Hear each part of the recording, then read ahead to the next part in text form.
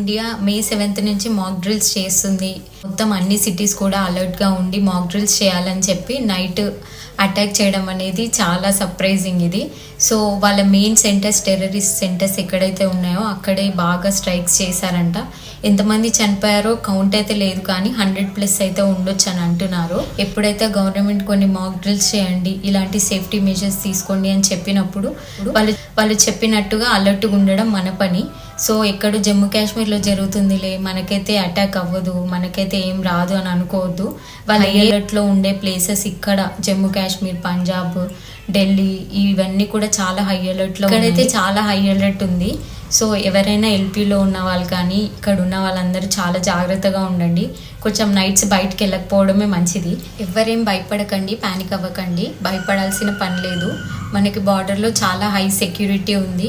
So ఇది just information కోసం మాత్రమే చెప్తున్నాను.